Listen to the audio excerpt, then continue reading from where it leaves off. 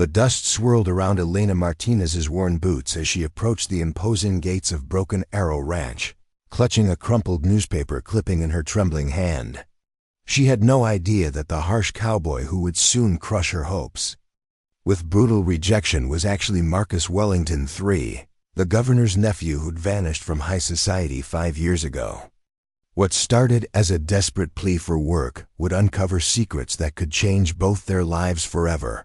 Before we jump back in, tell us where you're tuning in from, and if this story touches you, make sure you're subscribed, because tomorrow I've saved something extra special for you. The Texas sun beat down mercilessly on Highway 87 as Elena Martinez shifted the weight of her worn backpack and squinted at the weathered billboard ahead. Broken Arrow Ranch, premium cattle operation.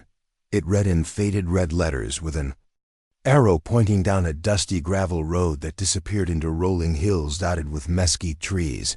Elena paused beside the billboard, pulling out a crumpled piece of newspaper from her jacket pocket.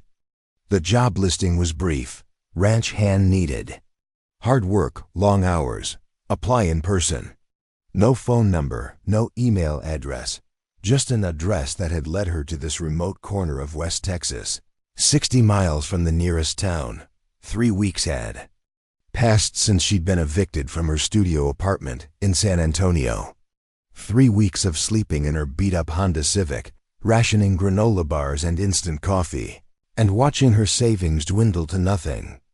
The temp agency jobs had dried up when the construction company she'd been working for lost their major contract, leaving Elena and dozens of other workers scrambling for employment in an already saturated market. She'd grown up on her grandfather's small ranch outside Laredo, knew how to handle livestock, mend fences, and operate most farm equipment.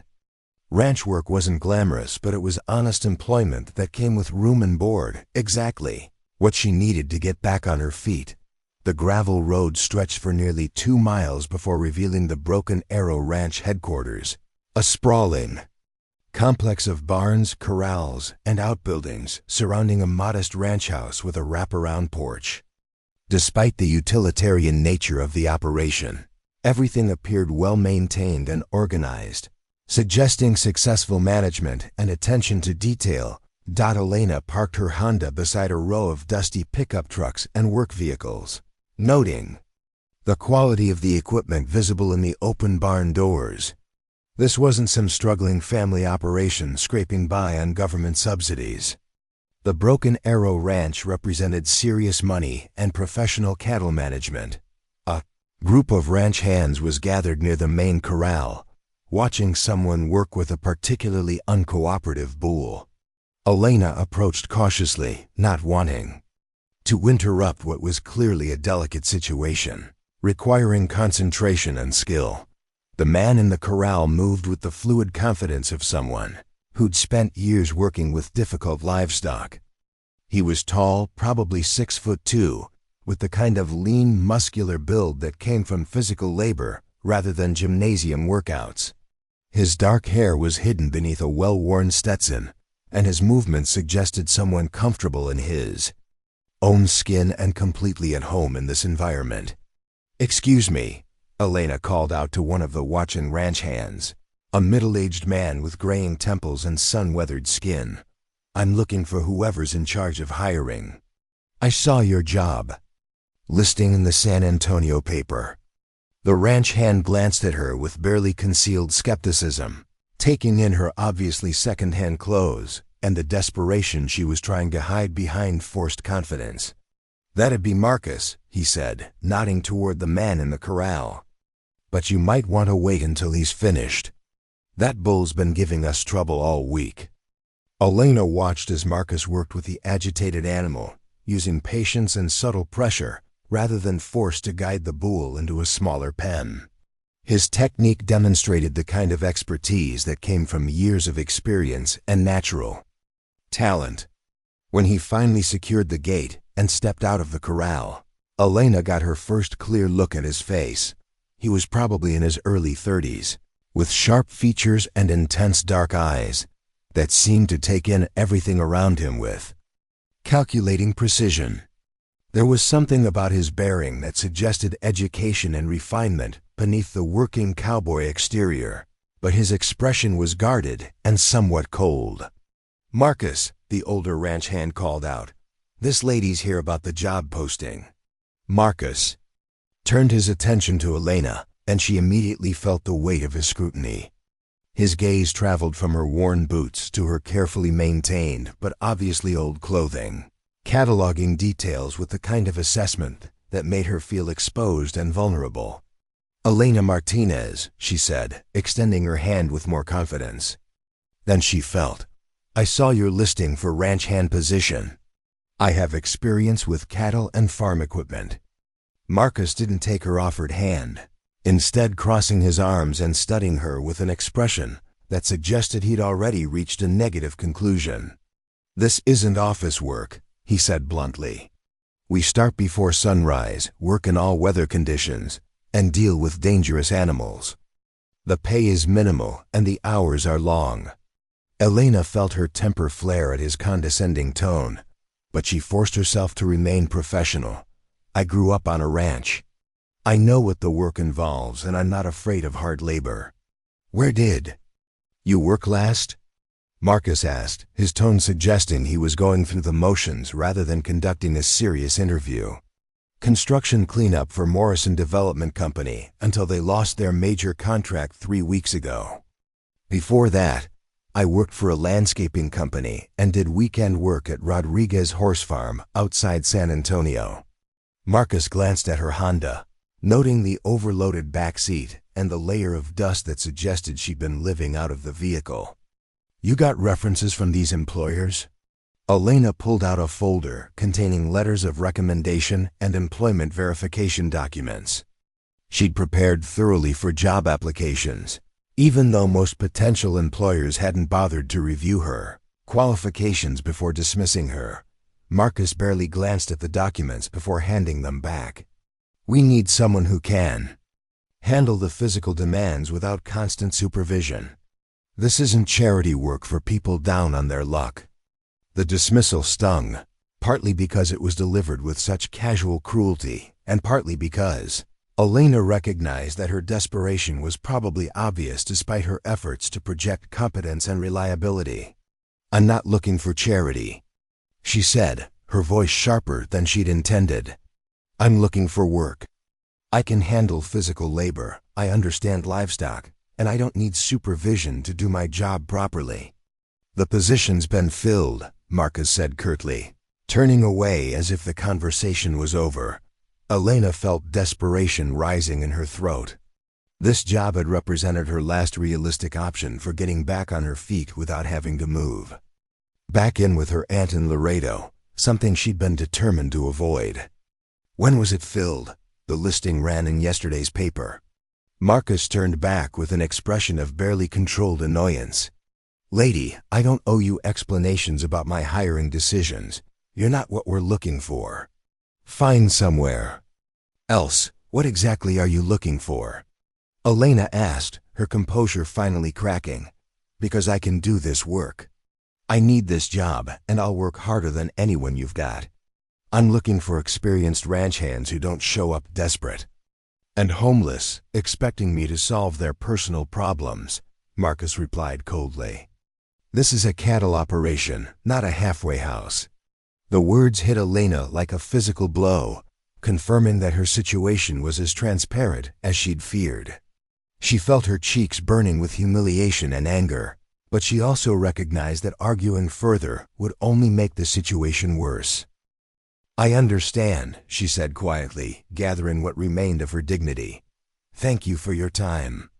As she walked back toward her car, Elena could hear the ranch hands resuming their work, their conversation already moving on to other topics. She'd become just another unfortunate person, seeking help from someone who had none to offer. Sitting in her Honda, Elena stared at the ranch house and tried to process what had just happened. Marcus had rejected her application without seriously considering her qualifications, dismissing her based on appearances and assumptions about her circumstances. The casual cruelty of his response suggested someone accustomed to having power over other people's lives and comfortable wielding that power without compassion. But there had been something else in his reaction, something that seemed almost personal. The way he'd looked at her, the specific harshness of his response, suggested that her desperation had triggered some kind of defensive reaction that went beyond simple hiring preferences. Alina started her car and drove slowly back toward the main road, trying to figure out her next move. The gas tank was nearly empty. Her cash reserves were down to less than $50, and she'd exhausted most of the realistic employment opportunities within driving distance. As she passed the ranch entrance, she noticed a small cemetery on a hill overlooking the property. Something about the view made her pull over and walk up the gentle slope to examine the weathered headstones more closely. The graves were mostly from the early 1900s, marking the final resting places of the Wellington family who had apparently founded and operated the ranch for generations. Alina studied the names and dates, noting the pattern of family ownership that had continued for more than a century. One grave was noticeably newer than the others, marked with a simple granite headstone reading, James Wellington, 1952 to 2018, beloved father and rancher. Alina realized she was looking at the grave of the ranch's previous owner, someone who had probably died recently enough that the current ownership situation might still be in transition. The realization gave her an idea. If Marcus was managing the ranch for someone else, or if he was a recent inheritor dealing with complex family arrangements, his harsh response to job applicants might have more to do with stress and uncertainty than simple cruelty. Alina walked back to her car with a slightly different perspective on the encounter. Marcus had been rude and dismissive, but there might be circumstances influencing his behavior that had nothing to do with her qualifications or worthiness as an employee. That evening, parked behind a truck stop 30 miles away, Alina used the restaurant's Wi-Fi to research the Broken Arrow Ranch and its ownership history. What she discovered was interesting and somewhat confusing.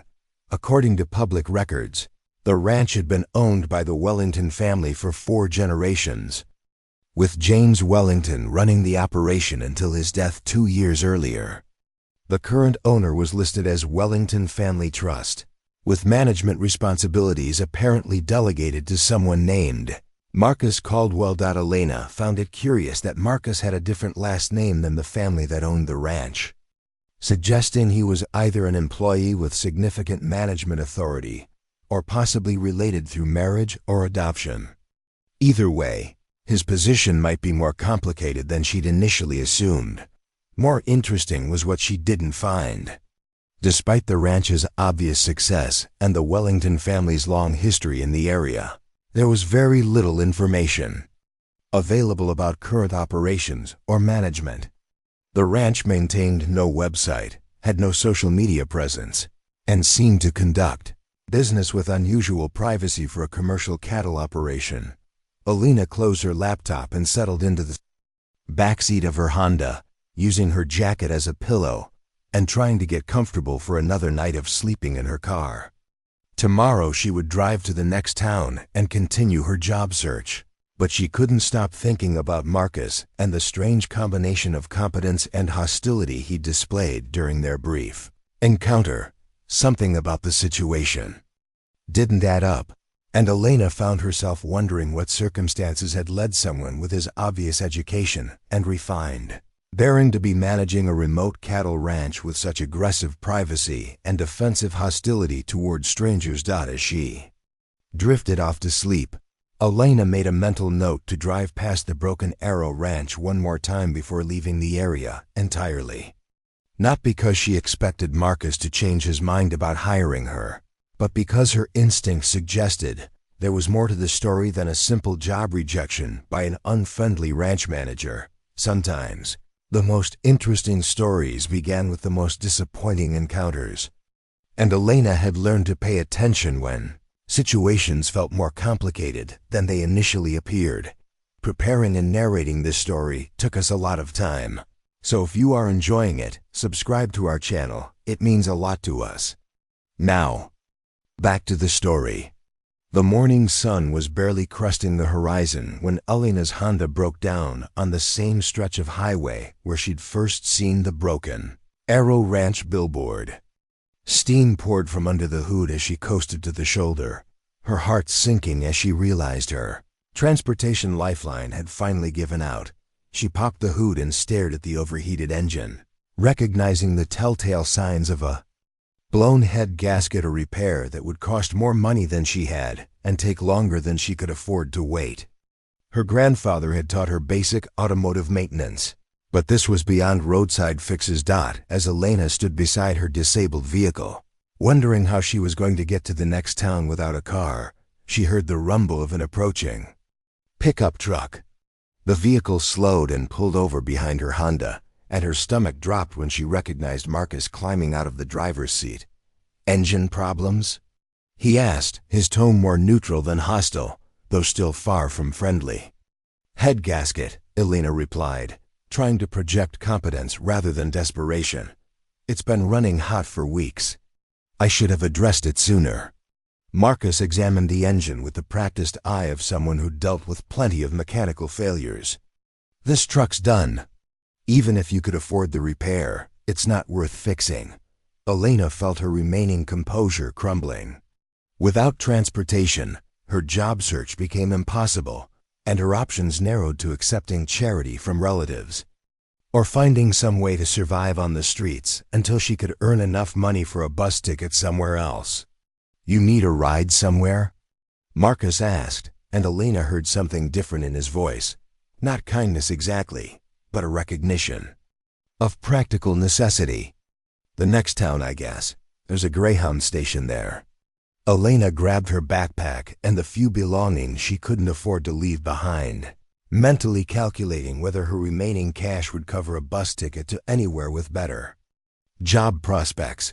Marcus loaded her belongings into his pickup without comment, and they drove in silence for several miles before he spoke again. "Where were you planning to go?" "I'm not sure yet.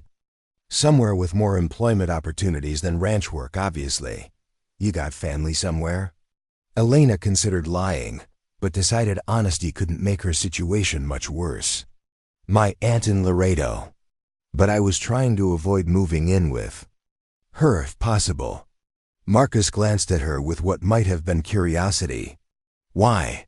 "Because I'm 28 years old and I should be able to support myself without depending on relatives who have their own problems to deal with." They reached the outskirts of Millerville, a small town that looked like it had seen better decades. The main street featured the usual collection of struggling businesses, empty storefronts, and establishments that catered to passing truck drivers rather than local residents. Marcus pulled into the parking lot of Betty's Diner, a classic roadside establishment with neon signs advertising fresh coffee and homemade pie. "You eaten anything today?" Elena realized she hadn't eaten since yesterday afternoon, when she'd shared a gas station sandwich between lunch and dinner. "I'm fine. That wasn't what I asked." Marcus got out of the truck and waited for her to follow. "Come on." The diner's interior matched its exterior, genuine 1950s decor that had survived through authenticity rather than renovation.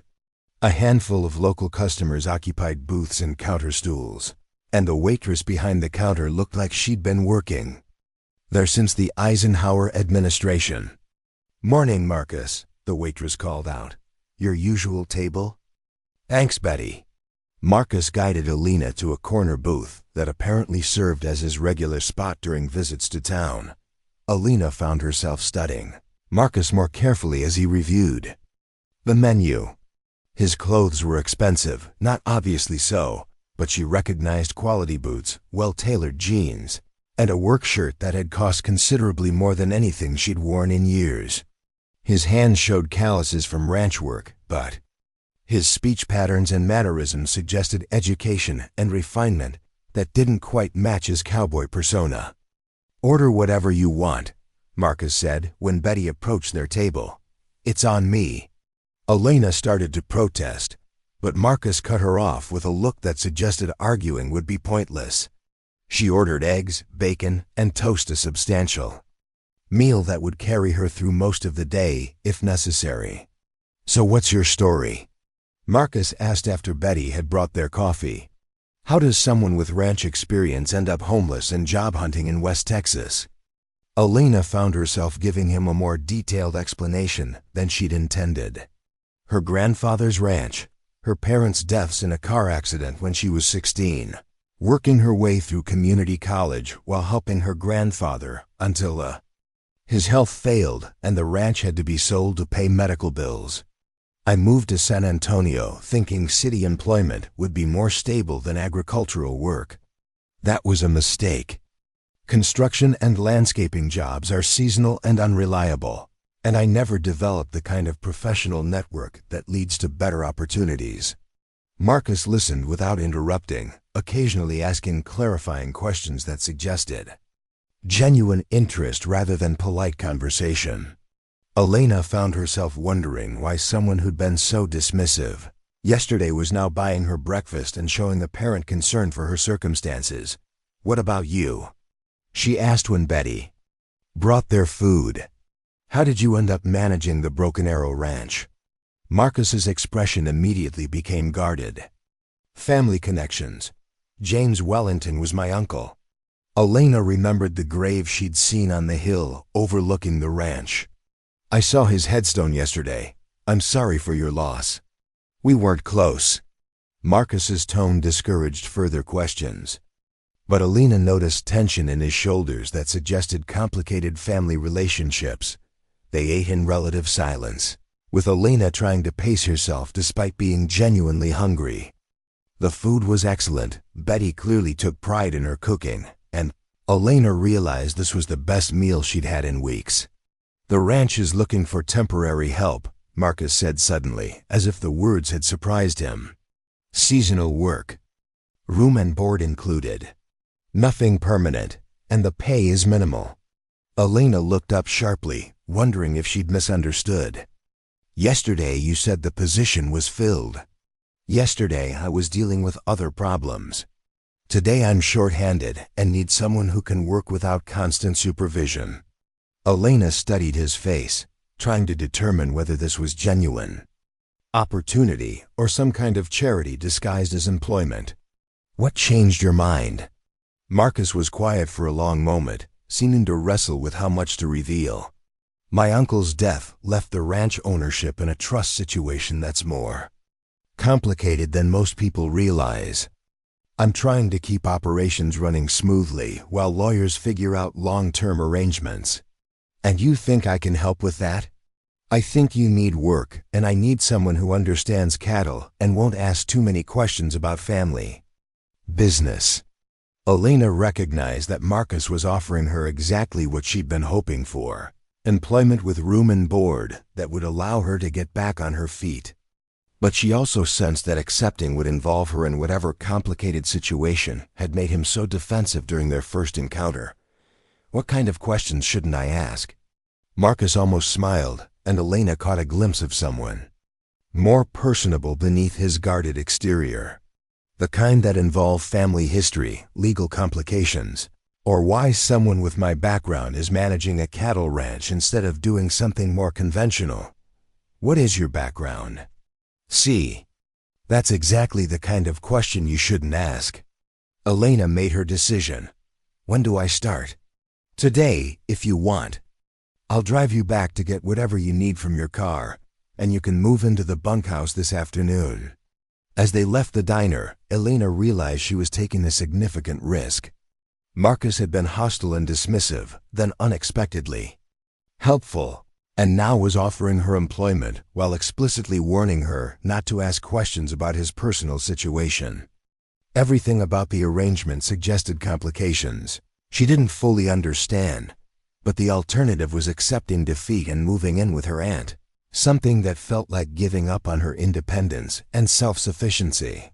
Ranch work wasn't her ideal career path, but it represented a chance to stabilize her situation and figure out her next steps without depending on family charity.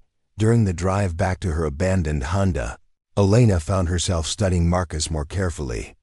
His truck was expensive but understated, the kind of vehicle someone with money might choose if they wanted to blend in rather than advertise their wealth. His conversation revealed education and sophistication that seemed inconsistent with his role as a ranch manager, and his knowledge of the legal complexities surrounding his uncle's estate suggested familiarity with business and financial matters. "Can I ask one question?" Elena said as they approached her stranded car. "You can ask. I might not answer. Why did your uncle leave the ranch in a trust instead of directly to family members?" Marcus was quiet for so long that Elena thought he wasn't going to respond. Finally he said, "Because James Wellington was a careful man who understood that sometimes the people you love aren't ready for the responsibilities you want to give them." Elena spent the next hour transferring her belongings from the Honda to Marcus's pickup, saying goodbye to the vehicle that had been her home and transportation for the past 3 weeks. As they drove back toward the Broken Arrow Ranch, she reflected on how quickly her circumstances had changed from desperate to hopeful. But she also recognized that accepting Marcus's offer meant entering a situation she didn't fully understand, working for someone whose background and motivations remained largely mysterious. The warning about not asking questions suggested that the ranch's legal complications were more serious than simple estate planning, and Marcus's obvious education and refinement raised questions about why he was content to remain in such an isolated position. As the ranch buildings came into view, Elena reminded herself that sometimes the best opportunities came with complications, and that her immediate need for stable employment outweighed her curiosity about her new employer's secrets. Whatever Marcus was hiding, it was less important than her need to rebuild her life and regain her independence. The next chapter of her story was about to begin at the Broken Arrow Ranch, working for a man who seemed determined to keep his past private while offering her a chance at a better future. The bunkhouse at Broken Arrow Ranch was Spartan but clean, featuring 6 narrow beds, individual lockers, and a communal bathroom that had been recently renovated. Elena was surprised to discover she was the only occupant, unusual for a ranch operation that clearly required multiple workers. "Where is everyone else?" she asked Marcus as he showed her around the facilities. "Most of the hands are day workers." "From town," Marcus replied, his tone suggesting this wasn't unusual. "They prefer going home to their families rather than staying on the property." Elena nodded, though something about the arrangement struck her as odd. In her experience, working ranches typically housed at least a few full-time employees, especially during busy seasons. The fact that Marcus apparently lived alone in the main house while maintaining a fully equipped bunkhouse for essentially no one suggested either recent changes in staffing or unusual management preferences. Her assigned bed was near a window overlooking the main corral, giving her a view of the daily ranch operations. Elena unpacked her few belongings, noting how little space her entire life currently occupied. 2 changes of clothes, basic toiletries, a laptop computer she'd managed to keep despite her financial difficulties, and a few sentimental items from her grandfather's ranch. "Dinner's at 6, Marcus said from the doorway. "Meet me at the main house and I'll explain your responsibilities." Elena spent the afternoon exploring the ranch property, familiarizing herself with the layout and assessing the scope of the operation. The Broken Arrow Ranch was larger and more sophisticated than she'd initially realized, covering several thousand acres with modern equipment and well-maintained facilities that suggested significant ongoing investment. The cattle were high quality stock, primarily Black Angus with some crossbred animals that showed careful breeding selection. Elena counted approximately 300 head in the pastures she could see, representing substantial financial value and requiring skilled management to maintain their health and productivity. What struck her as unusual was the apparent isolation of the operation. Despite being a commercial cattle ranch, there was little evidence of regular visitors, delivery trucks, or the kind of business activity she'd expect from an enterprise of this scale. The ranch seemed to function almost independently, with minimal external contact or interaction. At 6 o'clock, Alina walked to the main house, noting its understated elegance and careful maintenance. The structure was larger than typical ranch houses, featuring wraparound porches, high-quality materials, and architectural details that suggested both historical significance and considerable investment in preservation. Marcus answered the door, wearing clean jeans and a button-down shirt that emphasized his transition from working cowboy to something more resembling a gentleman rancher. His transformation was subtle but noticeable, reinforcing Elena's growing suspicion that his rough exterior concealed more refined origins. "Come in," he said, leading her through a living room furnished with antique pieces and family photographs that spanned several generations. Elena noticed that most of the recent photos had been turned face down or removed entirely, leaving gaps in what had obviously been a comprehensive family display. The dining room table was set for two, with home-cooked food that smelled considerably better than Elena had expected from a bachelor cowboy. Marcus noticed her surprise and explained, "Mrs. Patterson comes in 3 days a week to cook and clean. She left instructions for reheating tonight's dinner." As they ate, Marcus outlined Elena's responsibilities: general ranch maintenance, livestock care, equipment operation, and assistance with whatever seasonal projects required additional manpower. The work was exactly what she'd expected, though Marcus's explanations revealed more knowledge of efficient ranch management than most working cowboys typically possessed. "You seem to know a lot about cattle breeding and pasture rotation for someone who inherited this place through family connections," Elena observed carefully. Marcus looked up sharply, and Elena realized she'd crossed into the territory of questions he'd warned her to avoid. "I've been here for 5 years. You learn things. What did you do before that?" "Nothing that's relevant to your job here." Elena recognized the shutdown and changed topics, but she filed away the information that Marcus had been at the ranch for 5 years, well before his uncle's death 2 years ago. Whatever brought him to this isolated position, it wasn't simply inheritance management. After dinner, Marcus showed Elena around the main house, explaining logistics like laundry facilities, internet access, and emergency procedures. The tour revealed comfortable but modest living spaces, with the exception of one room that Marcus quickly passed without opening. "What's in there?" Elena asked. "Storage," Marcus replied curtly. "Nothing you need to worry about." But Elena had glimpsed enough through the partially open door to see what appeared to be an office with modern computer equipment, filing cabinets, and stacks of documents, hardly typical storage for a cattle ranch. That night, Elena lay in her bunk considering the contradictions she'd observed during her first day at Broken Arrow Ranch. Marcus displayed knowledge and sophistication that didn't match his background story. The ranch operated with unusual isolation despite its commercial scale, and the main house contained modern office equipment that seemed inconsistent with simple cattle management. Her laptop picked up strong internet signal from the ranch's wireless network, suggesting more advanced infrastructure than most rural properties maintained. Elena decided to do some additional research into the ranch's history and current operations, partly from curiosity and partly from a growing sense that understanding Marcus's situation might be important for her own security. What she discovered was intriguing and somewhat concerning. Public records showed the ranch had been profitable and well managed for decades under James Wellington's ownership. But recent tax filings and business registration documents revealed complex corporate structures and legal arrangements that seemed unnecessarily complicated for a straightforward cattle operation. More interesting was what she found when she searched for Marcus Caldwell. Despite his apparent age and obvious education, there was virtually no public information about him online. No social media profiles, no professional records, no mentions in local newspapers or business publications.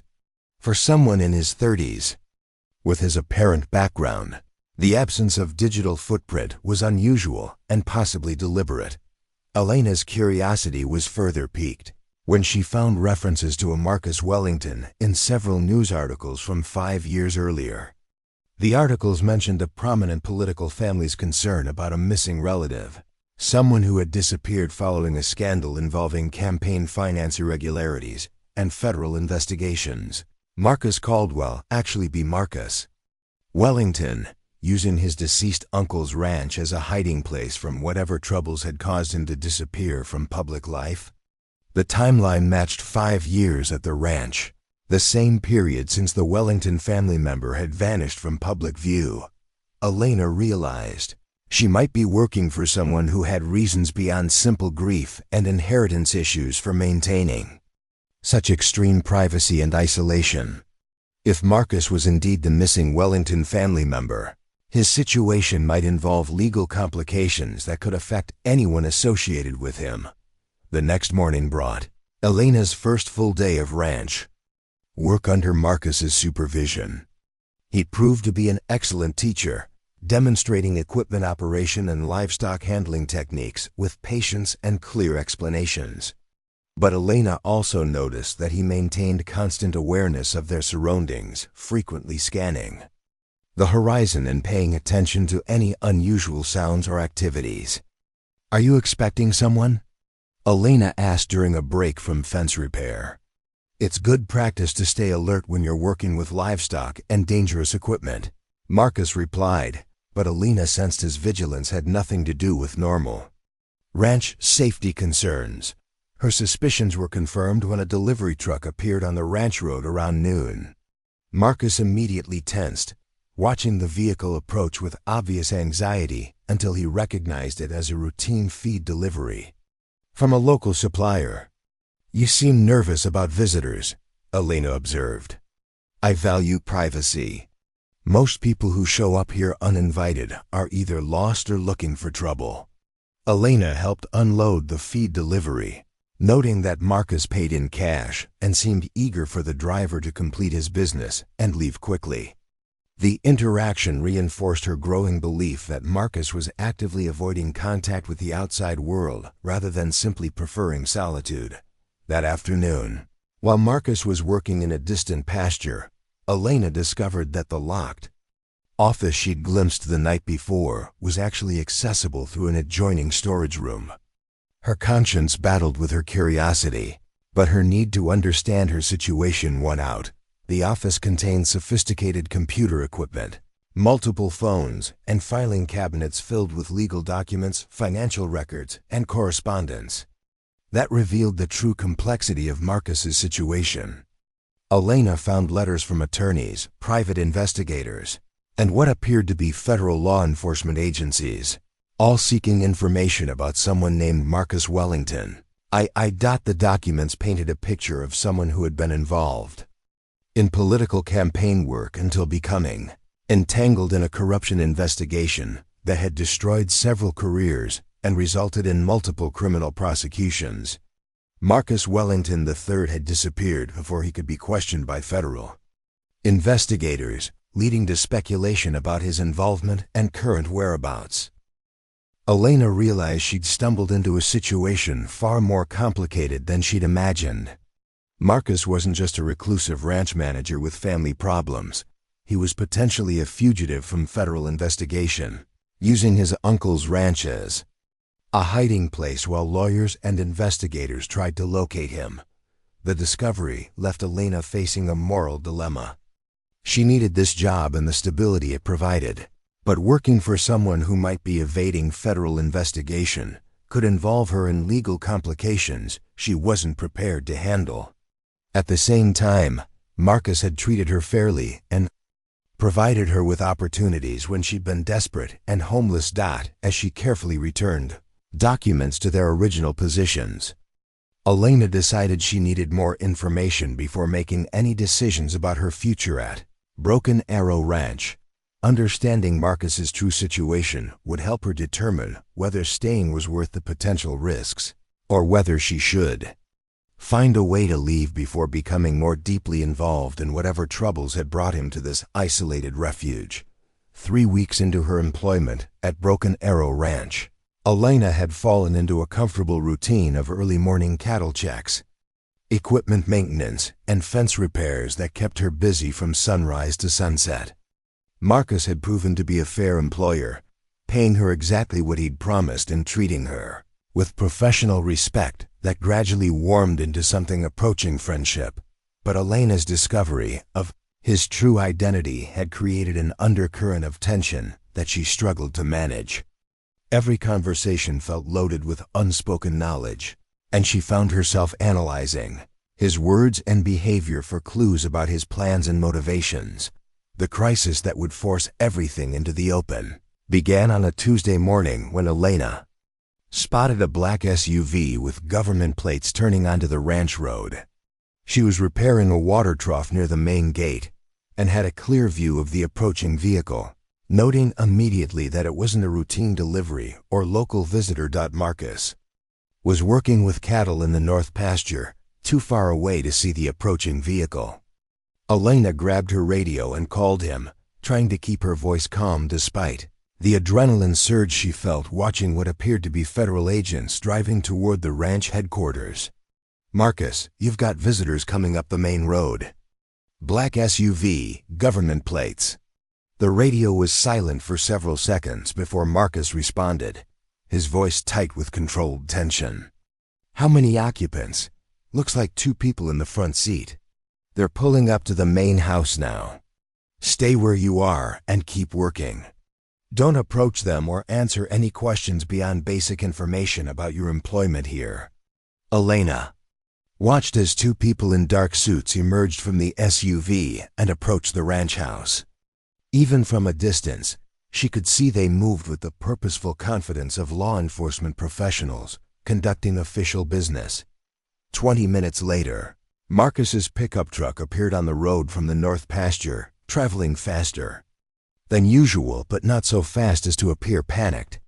Elena continued working on the water trough while watching the drama unfold at the main house. Marcus parked his truck and walked toward the federal agents with the kind of calm composure that suggested he'd been preparing for this encounter for years. Elena was too far away to hear the conversation, but she could see Marcus answering questions while maintaining a relaxed posture that projected cooperation rather than defensiveness. The interaction lasted nearly an hour, with the agents occasionally gesturing toward ranch buildings and pastures while Marcus provided what appeared to be explanations or tours of the property. Elena noticed that Marcus never looked in her direction, carefully avoiding any behavior that might draw attention to her presence or employment. Finally, the agents returned to their SUV and drove away, leaving Marcus standing alone in front of the ranch house. Elena waited several minutes before approaching, giving him time to process whatever had just occurred. "Everything okay?" she asked when she reached the main house. Marcus studied her face carefully, and Elena realized he was trying to determine how much she knew or suspected about his situation. They were asking about cattle theft reports in the area. Routine investigation. Elena knew he was lying, but she also recognized that confronting him about it would force a conversation neither of them was ready to have. "Did they want to talk?" "To me? I told them you were new and wouldn't have information relevant to their investigation." Marcus paused, seeming to weigh his words carefully. "Elena, if anyone else comes around asking questions about me or the ranch, I need you to be very careful about what you say." "What kind of questions?" "Personal questions about my background, how long I've been here, or anything about the ranches. Financial situation. Stick to basic information about your job responsibilities and nothing else." Elena felt the weight of the secret knowledge she'd been carrying, knowing that Marcus's concerns went far beyond cattle theft investigations. "Are you in some kind of trouble?" Marcus was quiet for a long moment, and Elena could see him struggling with how much to reveal. "It's complicated. The less you know, the safer you'll be if things get difficult." That evening, Elena found herself unable to concentrate on her usual routine of reading and catching up on news. The visit from federal agents had confirmed her suspicions about Marcus's true identity, while also making her acutely aware that her employment at the ranch might be placing her in a dangerous position. She decided to do additional research, using her laptop to search for recent developments in the Wellington corruption investigation. What she discovered was both illuminating and concerning. The investigation had expanded significantly over the past year, with several high-profile arrests and guilty pleas that had implicated numerous political figures and campaign operatives. Marcus Wellington III remained a key figure in the case, not as a target for prosecution, but as a crucial witness whose testimony could provide evidence needed to convict more senior officials. Elena realized that Marcus wasn't necessarily hiding from criminal charges, but from people who might want to prevent him from testifying against powerful individuals with strong motivations to keep him silent. The federal agents who'd visited the ranch were likely trying to locate him for his own protection as much as for their investigation. The next morning brought an unexpected phone call that changed everything. Elena was feeding cattle when her cell phone rang, displaying a number she didn't recognize with a Washington, D.C. area code. Elena Martinez? The voice was professional and authoritative, clearly belonging to someone accustomed to conducting official business. Yes, this is Elena. Ms. Martinez, this is Agent Patricia Reynolds with the Federal Bureau of Investigation. I understand you're currently employed at the Broken Arrow Ranch in West Texas.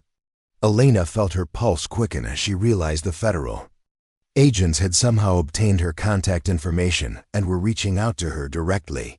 Yes, I work here. Ms. Martinez, I need to ask you some questions about your employer, Marcus Caldwell. Are you in a position to speak privately? Elena looked around, noting that Marcus was working in a distant pasture and wouldn't be able to overhear her conversation. I can talk, but I don't know much about Mr. Caldwell's personal business. How long have you been working at the ranch? About 3 weeks. Have you observed anything unusual about Mr. Caldwell's behavior or activities? Does he receive unusual visitors, make frequent trips away from the ranch, or seem concerned about his privacy? Elena realized she was facing the exact situation Marcus had warned her about, with federal agents asking precisely the kinds of questions he'd told her to avoid answering. But she also recognized that lying to FBI agents could create serious legal problems for herself. He values his privacy, but that's not unusual for people living in rural areas, she said carefully. Ms. Martinez, I'm going to be direct with you. We have reason to believe that Marcus Caldwell is actually Marcus Wellington III, a witness in a federal corruption investigation. If that's true, both you and he could be in danger from people who don't want him to testify. Elena felt her stomach drop as Agent Reynolds confirmed her suspicions, while also revealing that the situation was more dangerous than she'd realized. What kind of danger? The kind that involves people with significant resources and strong motivations to prevent certain testimony from being heard in federal court. Ms. Martinez, if you're working for Marcus Wellington, you need to understand that your association with him could make you a target. A target for what? Intimidation, harassment, or worse.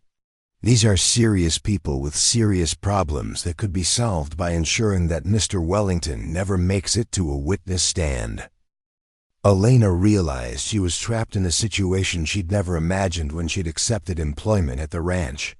Her desperate need for work had led her into the middle of a federal investigation involving dangerous people and high-stakes politics. What do you want me to do? She asked. Help us help him. Marcus Wellington's safety depends on our ability to provide him with proper protection, but we can't do that if he continues to avoid contact with federal agents. He's not avoiding contact. You were here yesterday. Those agents were conducting a preliminary assessment. Mr. Wellington provided minimal cooperation and refused offers of witness protection. We need him to understand that threats against him are real and immediate. Elena heard the sound of Marcus's pickup truck approaching the area where she was working. "Agent Reynolds, I need to end this call. My employer is coming back. Ms. Martinez, please consider what I've told you. If you care about Mr. Wellington's safety, help us convince him to accept federal protection before someone gets hurt." Elena ended the call just as Marcus's truck came into view. She tried to project normal behavior while her mind raced through the implications of what Agent Reynolds had revealed. Marcus wasn't just hiding from investigation, he was hiding from people who might kill him to prevent his testimony. "Who were you talking to?" Marcus asked as he approached. Elena realized she'd reached a decision point. She could lie about the phone call and continue pretending ignorance about his situation, or she could reveal what she knew and try to help him understand the danger he was facing. "Agent Patricia Reynolds from the FBI," Elena said quietly. She wanted to ask me questions about Marcus Wellington. Marcus went completely still, and Elena saw fear replace the careful control he'd maintained for weeks. "What did you tell her?" "That. I don't know much about your personal business. But Marcus, or should I call you Marcus Wellington? I think you need to listen to what they're trying to tell you about the danger you're in." Marcus looked at Elena with an expression that combined resignation, fear, and something that might have been relief. The careful distance he'd maintained between them was about to collapse, forcing him to trust her with secrets that could get them both killed. "How long have you known?" he asked. "Since my first week here. I found documents in your office and put the pieces together." Elena paused, trying to find the right words. "The FBI agent said people want to stop you from testifying. She said we could both be in danger." Marcus stared at the horizon, and Elena realized he was making calculations about threats, options, and the safety of someone who'd become important to him, despite his efforts to maintain professional distance. "Elena," he said finally, "I need to tell you some things that are going to change everything about your situation here. And after I do, you're going to have to decide whether to stay and help me, or leave immediately before this gets any more dangerous than it already is." That evening, Marcus led Elena into the locked office she'd secretly explored weeks earlier, this time as an invited guest rather than a trespasser. He moved with the resigned air of someone who'd finally accepted that his carefully maintained secrets could no longer be protected. "My real name is Marcus Wellington III, he began, settling into the chair behind a desk covered with legal documents and correspondence. 5 years ago, I was deputy campaign manager for Senator Catherine Morrison's presidential campaign. What I discovered about her fundraising practices should have made me a hero. Instead, it made me a target." Elena took the chair across from his desk, noting how different he seemed now that he'd dropped the cowboy persona. His posture was more refined, his speech patterns more educated, and his entire demeanor suggested someone comfortable and executive settings rather than cattle pastures. "What did you discover?" Marcus pulled out a thick file folder and placed it between them. Evidence that Senator Morrison was accepting illegal contributions from foreign governments, laundering money through shell corporations, and using campaign funds for personal expenses totaling millions of dollars. Elena opened the folder and found herself looking at bank records, email correspondence, and financial documents that painted a picture of systematic corruption at the highest levels of American politics.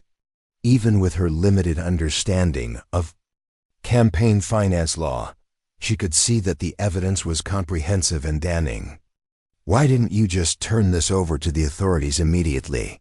"Because Senator Morrison wasn't working alone.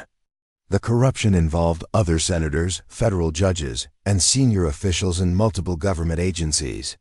When I started asking questions, I discovered that the people who could investigate these crimes were potentially involved in covering them up." Marcus explained how his initial attempts to report the corruption had been met with intimidation, threats, and eventually an attempt on his life that convinced him to disappear rather than continue trying to work through official channels. I Came here to my uncle's ranch because it was the only place I could think of where I'd have time to figure out who I could trust and how to safely expose what I'd learned. Uncle James knew about my situation and helped me establish a new identity while I decided what to do next. Elena studied the documents, beginning to understand the scope of the corruption and the danger it represented to anyone who tried to expose it. But your uncle died 2 years ago. Why are you still hiding? Marcus's expression darkened. Because 2 years ago, I finally found honest federal agents who were willing to investigate the corruption. But building a case this complex takes time, and the people involved have been systematically eliminating witnesses and destroying evidence.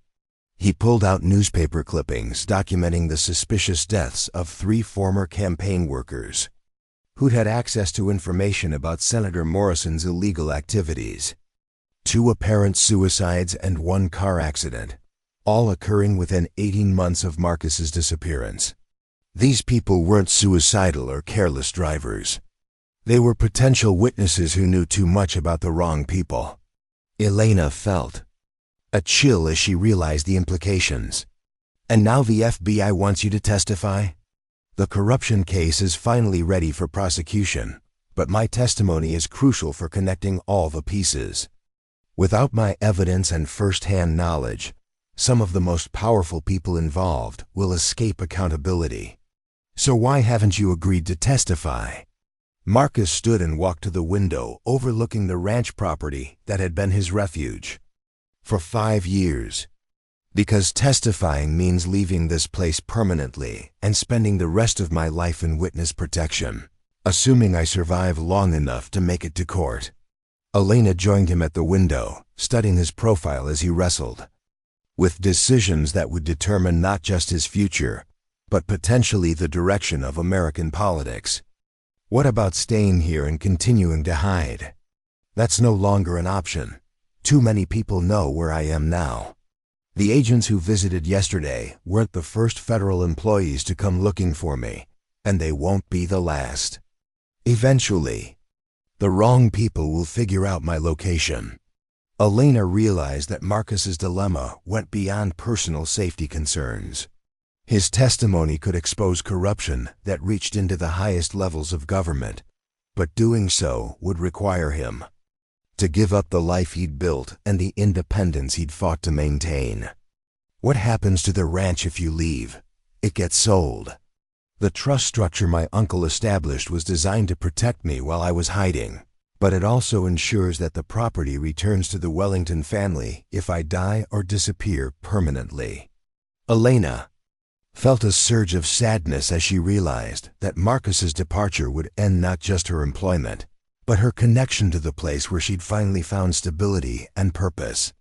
But she also recognized that his personal safety was more important than her job security. Marcus, you have to testify. The corruption you're describing affects millions of people who deserve honest government. Your comfort and safety matter, but not more than justice for an entire political system. Marcus turned to look at her directly. Elena, if I agree to testify, there's a good chance I'll be killed before I make it to court. These people have unlimited resources and strong motivations to keep me silent. Then we make sure you get to court safely. We? Marcus's eyebrows rose. Elena, this isn't your fight. You stumbled into this situation because you needed work, not because you wanted to take on political corruption. Elena had been thinking about this moment since Agent Reynolds' phone call, weighing her options and considering what kind of person she wanted to be when faced with a situation that demanded moral courage. Maybe I stumbled into it, but now I'm here. And I'm not going to walk away from someone who's trying to do the right thing, even when it's dangerous. Marcus studied her face, and Elena could see him evaluating whether she understood the risks involved in what she was proposing. Elena, these people don't just threaten witnesses. They eliminate anyone who might help witnesses or have access to incriminating information.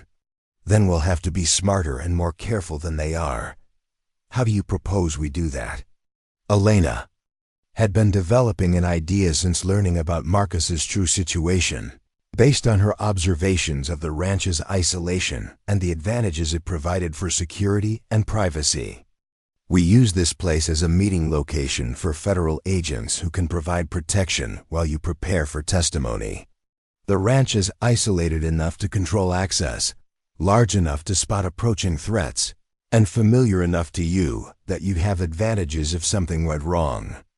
Marcus considered her proposal, and Elena could see him analyzing the tactical advantages of staying on familiar ground, rather than accepting witness protection in an unknown location.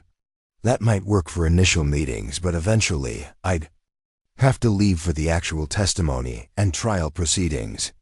Then we make sure you're as prepared as possible before that happens, and that the federal agents understand exactly what kind of protection you'll need. Marcus walked back to his desk and pulled out his phone, staring at it as if it represented a connection to a life he wasn't sure he was ready to rejoin. Elena, if we do this, your life changes permanently. Even if everything goes perfectly and I testify successfully, you'll always be connected to this case. That could affect your future employment, relationships, and personal safety. Elena realized that Marcus was giving her one final opportunity to walk away from a situation that could define the rest of her life. She could leave the ranch, find other employment, and return to the simple struggle of rebuilding her personal stability without involving herself in federal investigations and political corruption. But she also recognized that some opportunities only came once, and that her chance to contribute to something more important than her own immediate needs might not come again. Marcus, 3 weeks ago I was homeless and desperate, sleeping in my car and wondering if I'd ever find stable employment again. You gave me work when no one else would, treated me fairly when you had no reason to trust me, and now you're facing a situation where you need help from someone you can rely on.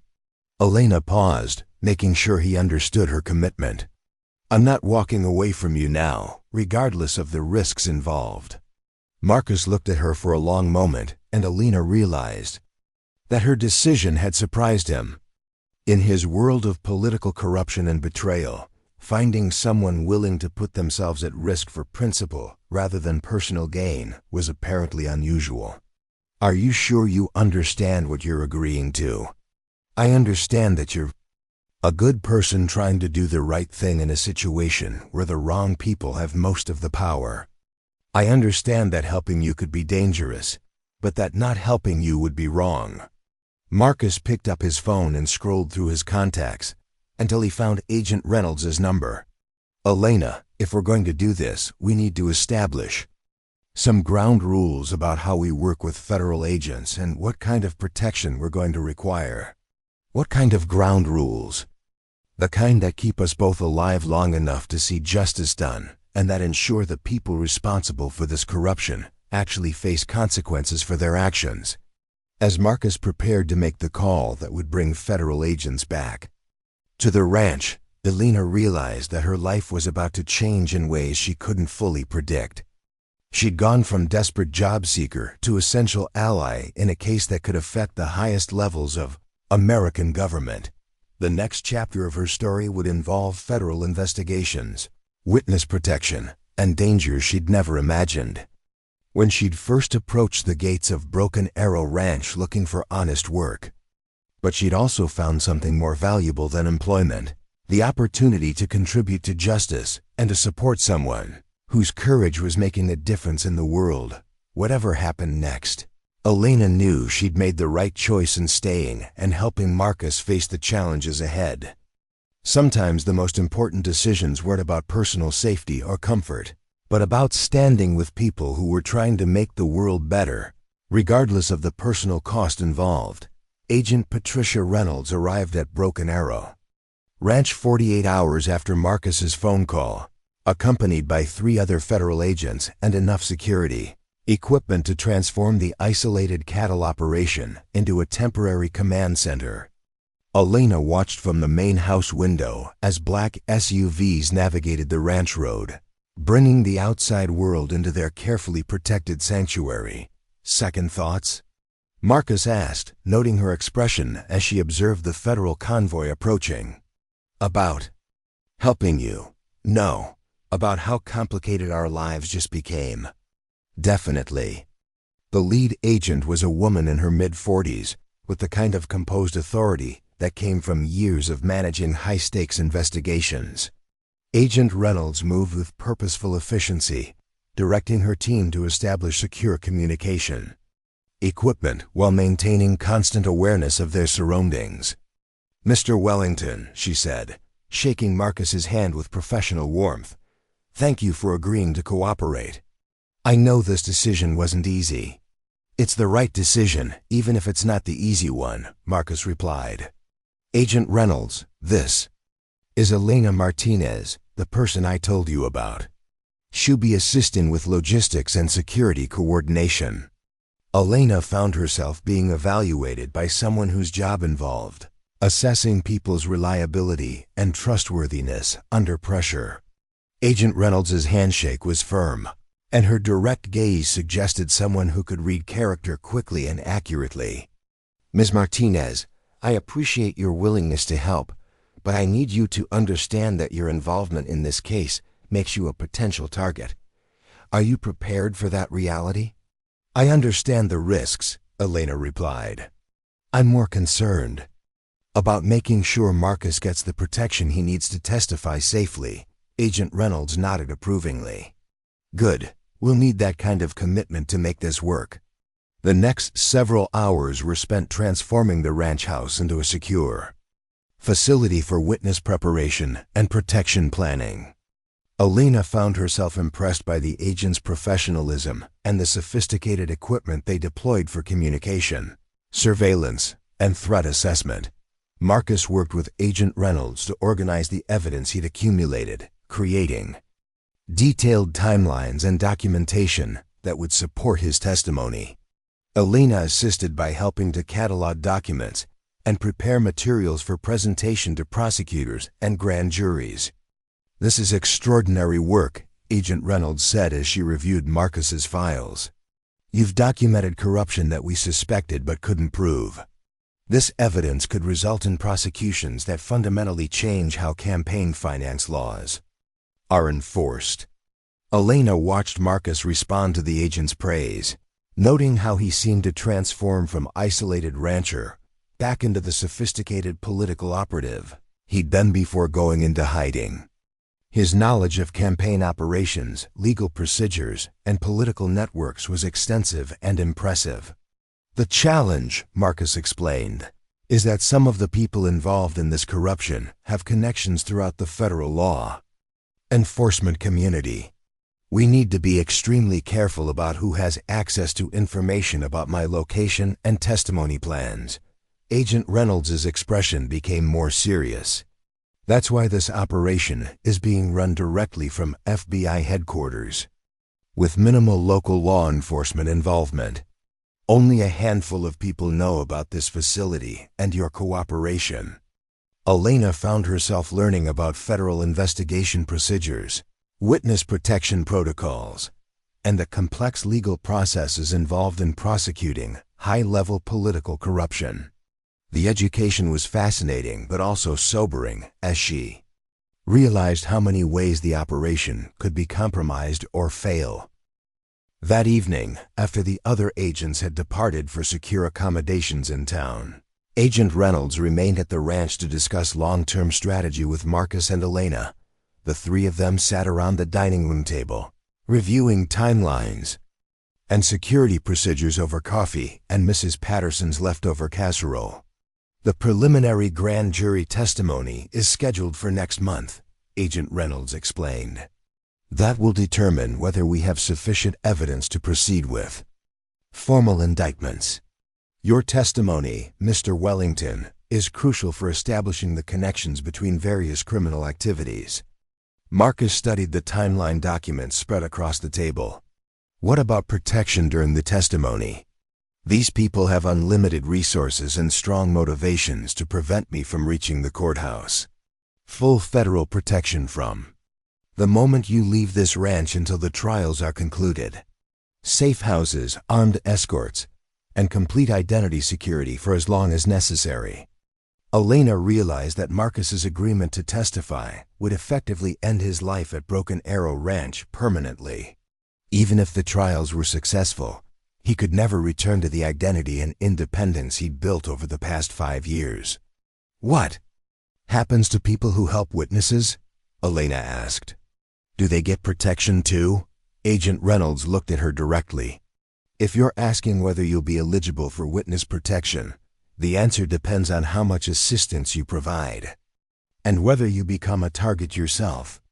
Elena felt Marcus's attention focus on her as he realized she was considering the possibility that her involvement might require her to disappear permanently as well. The ranch that had brought them together might also be what forced them to build new lives together in witness protection. Elena, Marcus said quietly, you don't have to commit to that level of involvement.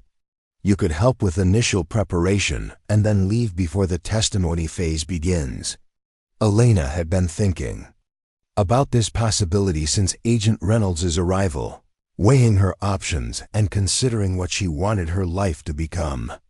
Staying with Marcus through the witness protection process would mean abandoning any chance of returning to normal life, but it would also mean continuing to support someone she'd grown to care about deeply. I'm not leaving, she said firmly. We started this together, and we'll finish it together. Agent Reynolds observed the interaction between Marcus and Elena with obvious interest. Are you two romantically involved? Because that would affect how we structure protection arrangements. Elena felt her cheeks warm as she realized their relationship had evolved beyond simple employer-employee dynamics without either of them explicitly acknowledging it. Working together under pressure, sharing dangerous secrets, and planning a future that might require permanent relocation had created intimacy that went far beyond professional cooperation. Marcus looked at Elena directly. We haven't discussed it, but yes, there are personal feelings involved that go beyond our working relationship. Elena appreciated his honesty while noting that he'd managed to answer Agent Reynolds' question without pressuring her to define their relationship before she was ready. It's complicated, but we care about each other and want to face whatever comes next together. Agent Reynolds made notes in her file.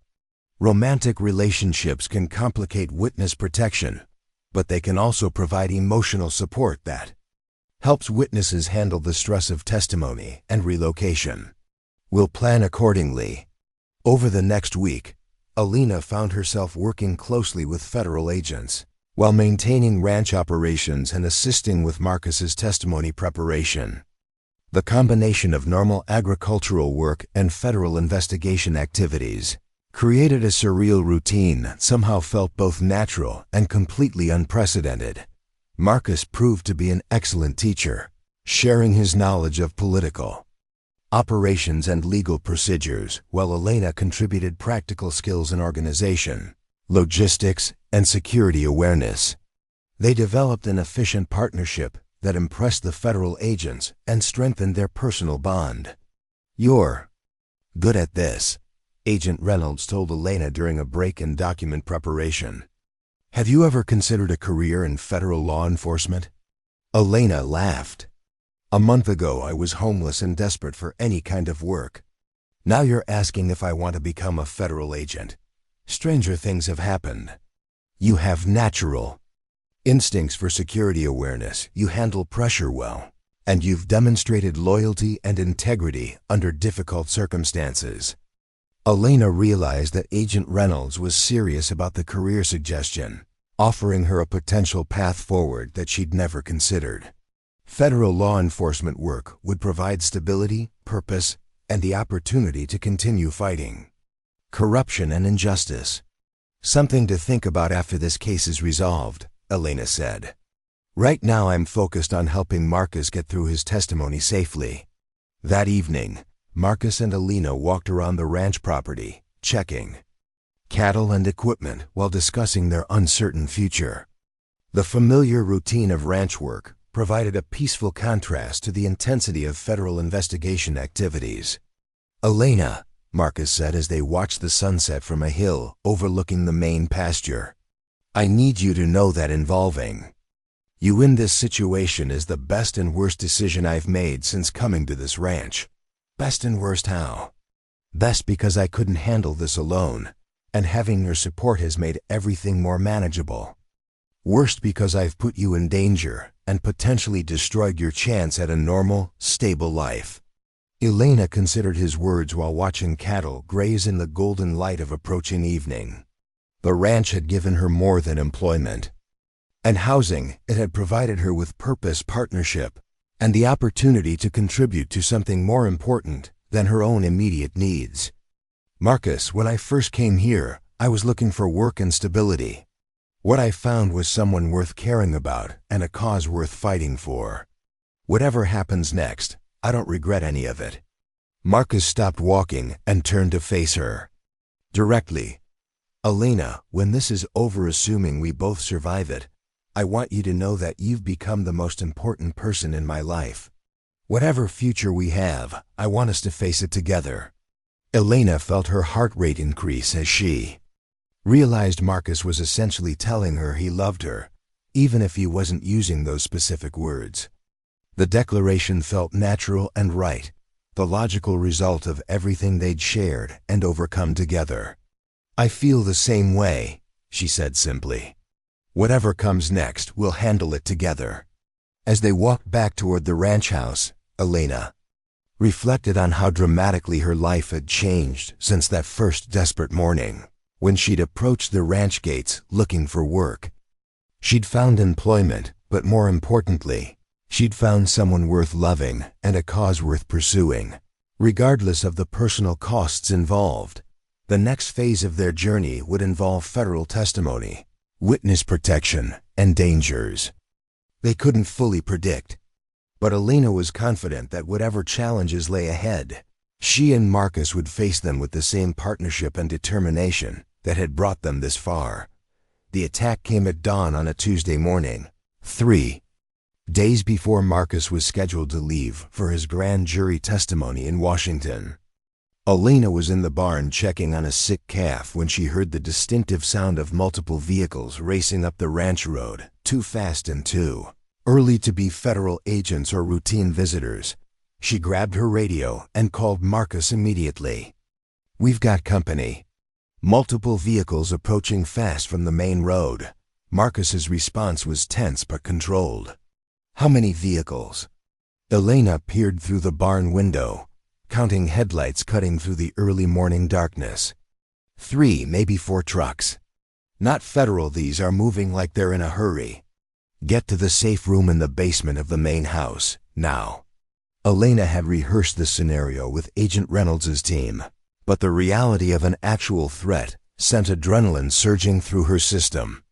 She ran from the barn toward the main house, staying low and using buildings for cover as Marcus had taught her during their security preparation sessions.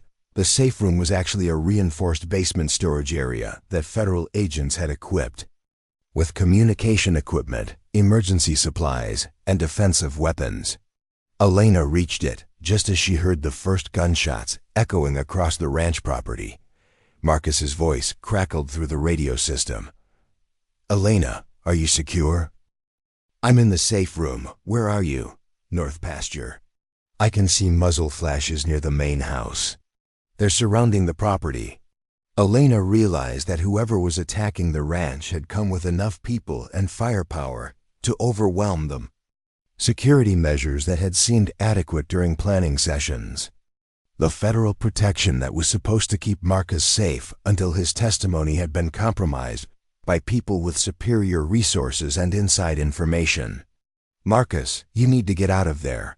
They're not here to take you alive." "I'm not leaving you."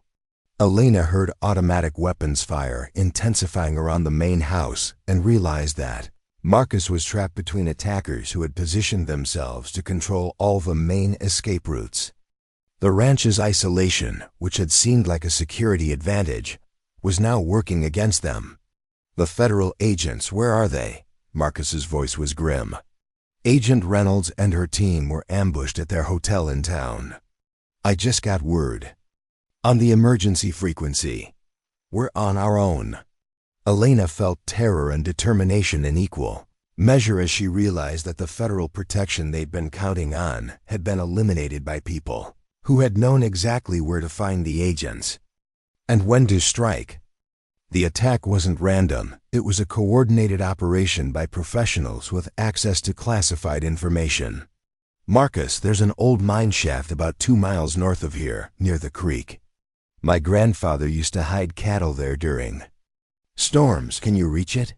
Maybe, if I can get past the roadblock they've set up near the north gate.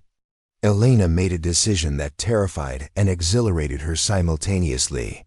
I'm going to create a distraction. When you hear explosions near the main house, make your run for the mine shaft. Elena, absolutely not. Stay in the safe room until this is over. It won't be over until they find both of us.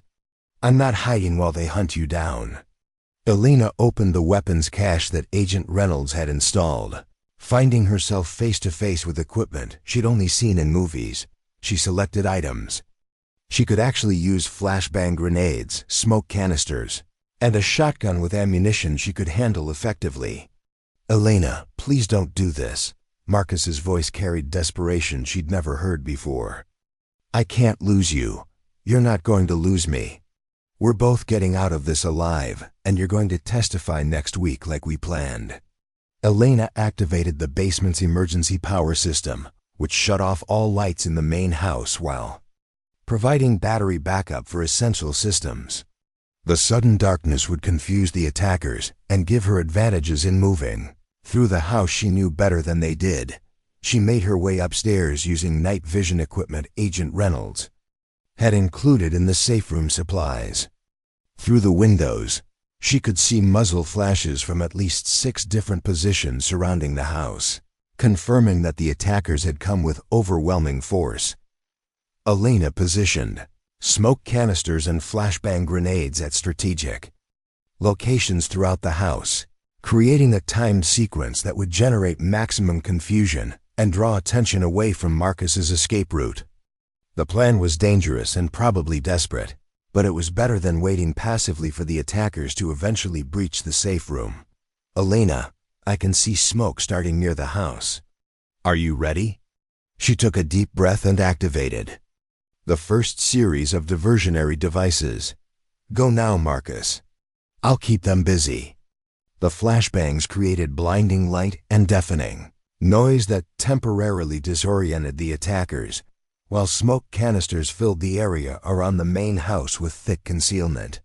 Elena used the confusion to move to different windows, firing the shotgun to create the impression of multiple defenders, while actually staying mobile and avoiding return fire. The tactic worked better than she'd hoped. The attackers concentrated their fire on the main house, apparently believing both Marcus and Elena were trapped inside. Through her radio, Elena could hear Marcus making progress toward the mine shaft. Moving through terrain the attackers couldn't easily navigate in darkness. I'm at the creek, Marcus reported. Elena, how are you doing? Elena was crouched behind the kitchen counter, surrounded by broken glass and splintered wood from incoming rounds. The diversionary explosives had bought time, but the attackers were beginning to organize a systematic assault on the house. Still breathing and still fighting. Keep moving toward the mine shaft. Elena activated her final set of smoke canisters and moved toward the back of the house, planning to escape through a rear window while the attackers focused on the front entrances. But as she reached the kitchen door, she found herself face to face with a man in tactical gear who'd managed to breach the house's perimeter. The confrontation lasted only seconds. Elena's shotgun blast sent the intruder stumbling backward, but not before he'd fired rounds that shattered the window beside her head. Elena dove for cover, realizing that the attackers were now inside the house and her diversionary tactics had run their course. Marcus, they're in the house. I'm moving to secondary escape route. Elena made her way to the basement stairs, intending to exit through a concealed door that led to the root cellar. But as she descended, she heard voices indicating that more attackers were moving through the house systematically. Searching for both her and Marcus in the basement, Elena gathered essential items from the safe room communication equipment, emergency supplies and weapons she could carry while moving cross-country. Her plan was to reach the mine shaft and rendezvous with Marcus, then use the Federal Emergency Communication System to call for backup. The root cellar exit led to a drainage ditch that provided concealment for the first 100 yards from the house. Elena crawled through muddy water and tall grass, moving slowly to avoid detection while listening to radio communications between the attackers. What she heard was chilling. The assault team was using military-grade equipment and tactical coordination that suggested extensive training and resources. These weren't common criminals or hired thugs. They were professionals with access to intelligence about federal operations and witness protection procedures. "Target 1 is not in the house," a voice reported over what appeared to be the attacker's communication frequency. "Expanding search to North Property. Target 2's location unknown." Elena realized that Marcus was Target 1 and she was Target 2, confirming that the attackers knew about both of them and intended to eliminate anyone who could support Marcus's testimony. The attack wasn't just about silencing a witness. It was about destroying all evidence and support systems that could threaten the corruption network. Using terrain features for concealment, Elena made her way toward the mine shaft where Marcus was supposed to be waiting. The journey took nearly an hour of careful movement through rough country, but she finally reached the concealed entrance without being detected by the search teams. "Marcus?" She called softly into the darkness of the mine entrance. "Elena, thank God you made it." Marcus emerged from the shadows, and Elena felt overwhelming relief at seeing him unharmed. "I was terrified they'd caught you at the house." They moved deeper into the abandoned mine, using flashlights to navigate tunnels that provided complete concealment from external surveillance. Marcus had found a defensive position with multiple escape routes and clear lines of sight toward the entrance. "The federal emergency frequency is compromised," Marcus reported. "I've been monitoring communications, and it's clear that someone with access to classified information coordinated this attack." Elena realized that their situation was worse than she'd initially understood. Not only were they facing immediate physical danger, but the corruption network Marcus was supposed to expose had infiltrated the federal agencies that were supposed to protect him. "What do we do now?" Marcus showed her a satellite phone he'd retrieved from emergency supplies cached in the mine years earlier. "We contact people I trust who aren't part of the official investigation. There are journalists, former federal agents, and political figures who've been trying to expose this corruption independently." Elena watched Marcus make calls to contacts who could publicize his evidence, even if he didn't survive to testify officially. The realization that they might not live through this crisis made every conversation urgent and potentially final. "There's something else," Marcus said after completing his calls. "Elena, I need you to know that meeting you, working with you, and falling in love with you has been the best part of the past 5 years. Whatever happens here, I want you to know that you've made everything worthwhile." Elena felt tears mixing with determination as she realized Marcus was preparing for the possibility that they might not escape this situation alive. But she was also filled with fierce resolve to ensure that his courage and sacrifice weren't wasted. "We're both getting out of here," she said firmly. "You're going to testify, we're going to expose this corruption, and then we're going to build whatever life we want together." Outside the mine, they could hear vehicles moving across the ranch property as search teams continued looking for them. Elena and Marcus settled in to wait for backup while monitoring communications and planning their next moves. The most dangerous phase of their journey was just beginning, but they were facing it together with courage, love, and determination to see justice done regardless of the personal cost. The rescue came from an unexpected source at 3 in the afternoon, when Elena heard the distinctive sound of a helicopter approaching the ranch property. But instead of the military aircraft she'd expected from Marcus's emergency contacts, She spotted a news helicopter with Channel 7 Dallas painted on its side. "Did you call journalists?" Elena asked Marcus as they watched the helicopter circle the ranch from their concealed position in the mine entrance. "I called Rebecca Chun from the Dallas Morning News, but I didn't expect her to show up with a television crew," Marcus replied, studying the aircraft through binoculars. "This could be either our salvation or a disaster." The helicopter landed in the main pasture, well away from the ranch buildings where Elena could still see evidence of the morning's attack. 3 people emerged from the aircraft: a woman in professional attire who appeared to be a reporter, a cameraman with broadcast equipment, and a pilot who remained near the helicopter. Elena's radio crackled with an unfamiliar voice. "Marcus. Wellington, this is Rebecca Chen. I'm here with a film crew and we need to talk. Your evidence is more important than your safety right now." Marcus keyed his radio carefully. "Rebecca, there are armed professionals on this property who killed federal agents this morning. You're in immediate danger." "That's exactly why we're here. The story about the ranch attack is already breaking on national news.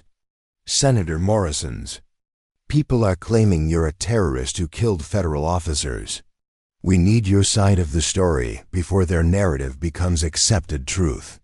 Elena realized that the attack had created a public relations crisis that could be either devastating or advantageous, depending on how quickly Marcus could present his evidence to legitimate media outlets. Senator Morrison's corruption network was apparently trying to discredit him by portraying the morning's violence as his fault. "Marcus," Elena said, "if they're already spinning this as you being the bad guy, hiding in a mine isn't going to change that narrative. Maybe we need to take the offensive." Marcus studied the television crew through his binoculars, weighing the risks of exposing themselves against the potential benefits of getting his story to the public before Senator Morrison's version became established fact.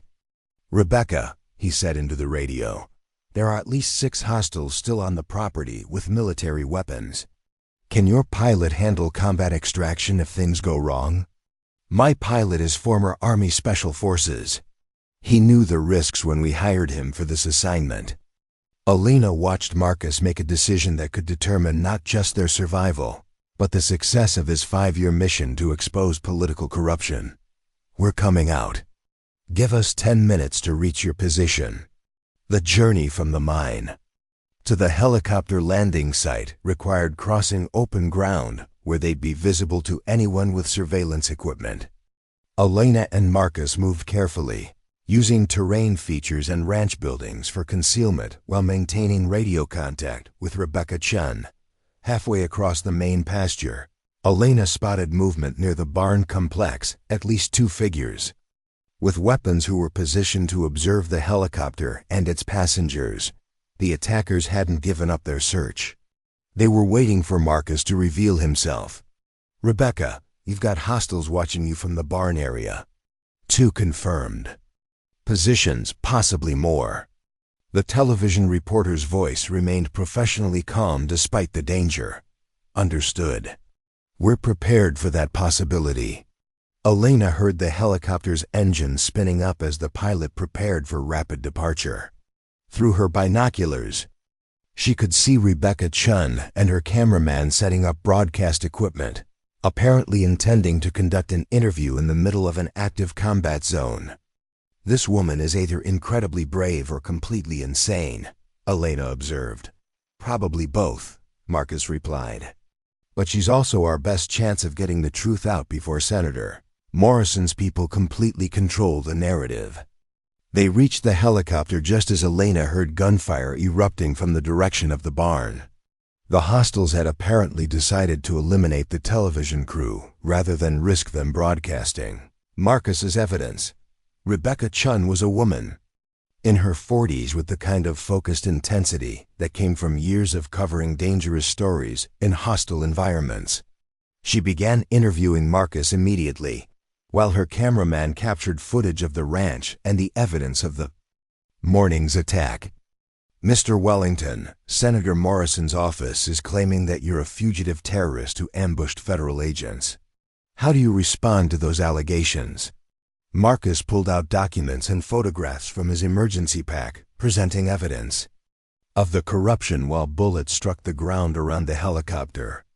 Senator Morrison is trying to silence me before I can testify about her illegal campaign financing and money laundering operations. The federal agents who were killed this morning were here to protect me, not arrest me.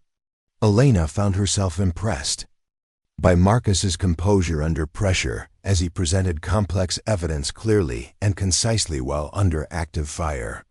The television interview was being conducted in the middle of a combat zone, but Marcus managed to explain the corruption case in terms that viewers would understand. These documents show systematic corruption involving multiple senators, federal judges, and senior government officials, Marcus continued, holding up bank records and email correspondence. Senator Morrison accepted millions of dollars in illegal contributions from foreign governments and used those funds for personal expenses. The helicopter pilot shouted over the engine noise, "We need to move now." Multiple vehicles approaching from the main road. Elena looked toward the ranch entrance and saw a convoy of black SUVs racing toward their position. Whether the vehicles contained more attackers or federal backup was impossible to determine, but their arrival would complicate the situation significantly. "Rebecca, are you getting enough footage to broadcast the story?" Marcus asked urgently.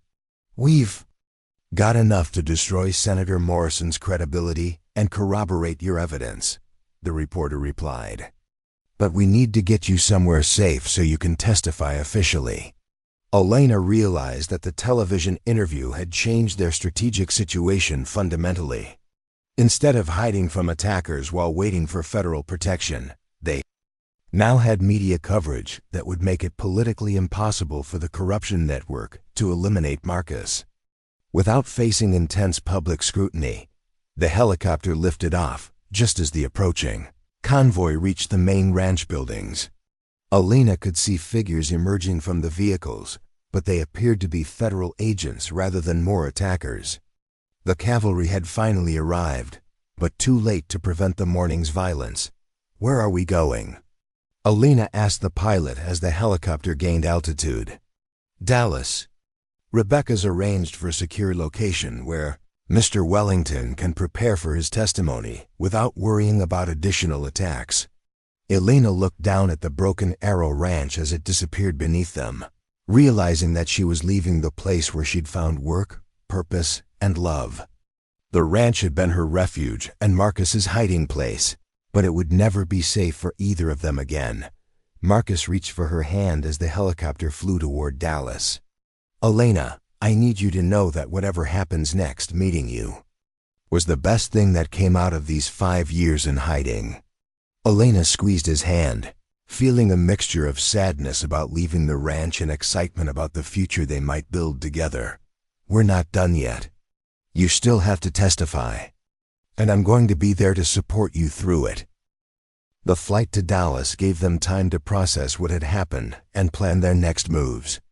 Rebecca Chun continued interviewing Marcus, gathering additional details about the corruption case while her cameraman captured footage that would support the news story. "The attack this morning proves that powerful people are willing to commit murder to prevent this testimony," Rebecca observed. "That makes your evidence even more credible and newsworthy." Elena realized that the violence that had threatened their lives was also validating Marcus's claims about the corruption network's dangerous desperation. The attack had backfired by providing dramatic proof that Senator Morrison and her associates were willing to kill to protect their secrets. In Dallas, they were taken to a secure facility operated by Rebecca's news organization, where Marcus could continue preparing his testimony while Elena coordinated with federal agents who were scrambling to provide proper protection after the morning's debacle. Agent Patricia Reynolds arrived that evening, looking exhausted and angry about the failures that had nearly cost Marcus and Elena their lives. "The attack was coordinated by people with access to classified information about our protection plans," she reported. "We're conducting an internal investigation, but it's clear that the corruption reaches into federal law enforcement. Elena watched Marcus and Agent Reynolds work together to salvage the witness protection operation while ensuring that his testimony would proceed as scheduled. The morning's violence had complicated everything, but it had also demonstrated the importance of exposing the corruption network's criminal activities. "What about the ranch?" Elena asked. "Can we ever go back there?" Agent Reynolds' expression was sympathetic but realistic. "The Broken Arrow Ranch is a crime scene now, and it will never be secure for either of you. I'm sorry, but that chapter of your lives is over." Elena felt sadness about losing the place where she'd found stability and purpose, but she also recognized that her future was with Marcus, wherever their journey might take them. The ranch had brought them together and given them the foundation for everything that followed. That night, in a secure hotel room in Dallas, Elena and Marcus held each other while processing the trauma of the morning's attack and the uncertainty of their future.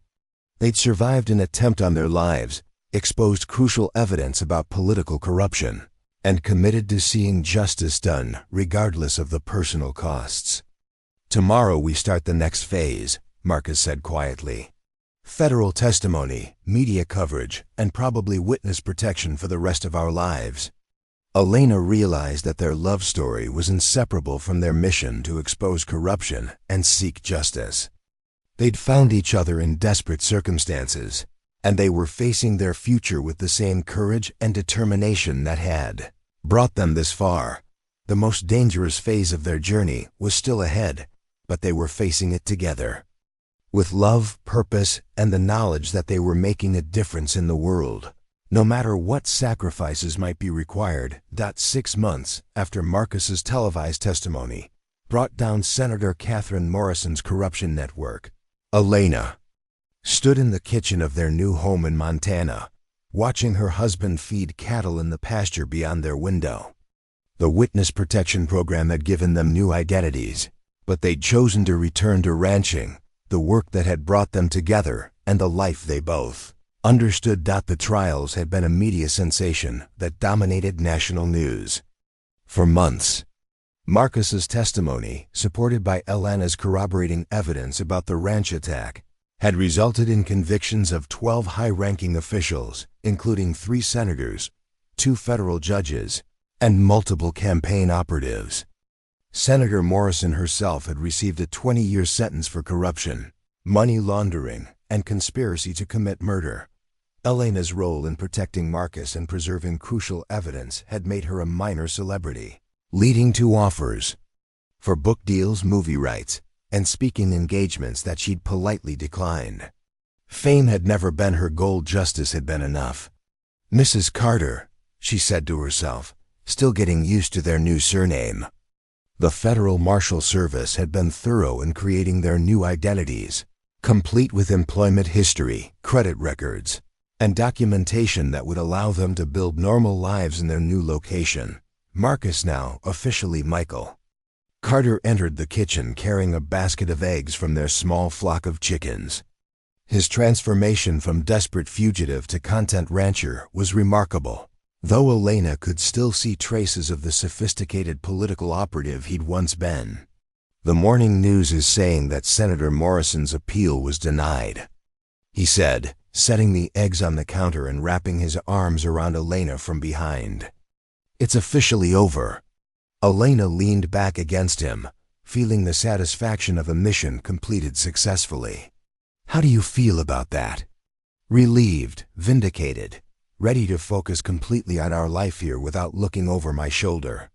Their ranch in Montana was smaller than the Broken Arrow Ranch had been, but it was theirs completely purchased with the financial reward the federal government had provided for Marcus's testimony and Elena's assistance in the investigation. The property included 300 acres, a modest house, and enough cattle to provide a comfortable living. Elena had discovered that she genuinely enjoyed ranch work when it wasn't complicated by corruption investigations and federal fugitives. The daily routine of caring for livestock, maintaining equipment, and managing pastures provided the kind of purposeful stability she'd been seeking when she'd first approached Marcus looking for employment. "Rebecca Chun called yesterday," Marcus said as he started preparing breakfast. "She wants to do a follow-up story about how we're adjusting to our new lives." Elena considered the request. Rebecca had become a friend during the months of trials and testimony, and her coverage had been crucial in ensuring that the truth about the corruption network reached the public. But Elena was also protective of the privacy they'd fought so hard to achieve. "What did you tell her?" "That we'd think about it. But honestly, Elena, I'm more interested in living our story than talking about it." Elena understood completely. After years of hiding, testifying, and dealing with media attention, the simple pleasure of anonymity and normal life was precious. They both earned the right to be boring. Their doorbell rang, interrupting breakfast preparation. Elena looked through the window and saw a familiar SUV in their driveway. Agent Patricia Reynolds, who'd driven from Denver to visit them periodically since their relocation. "Patricia's here," Elena called out as she opened the door. Agent Reynolds had become more than their federal handler. She'd become a friend who'd supported them through the most difficult phases of their journey. Her visits were always welcome, though they sometimes brought reminders of the dangerous world they'd left behind. "How are you two adjusting to married life?" Patricia asked, accepting coffee and settling into their kitchen table. Marcus and Elena had married during the witness protection process, with Agent Reynolds serving as their witness in a simple courthouse ceremony. The marriage had been partly practical. Spouses received better protection arrangements, but mostly emotional recognition of what they'd already built together. "We're good," Elena replied. "Really good. Normal in ways I'd forgotten were possible." Patricia smiled, noting the obvious contentment in both their expressions. "That's exactly what successful witness protection looks like. You've built new identities that actually reflect who you want to be, not just who you need to be for safety." Elena realized that Patricia was right about their transformation. The identities they'd been given weren't just covers. They were opportunities to become the people they'd always wanted to be, without the complications of their previous lives. "Actually," Patricia continued, "I have a proposition for both of you." Elena and Marcus exchanged glances, immediately alert to the possibility that their peaceful life was about to be disrupted by new complications.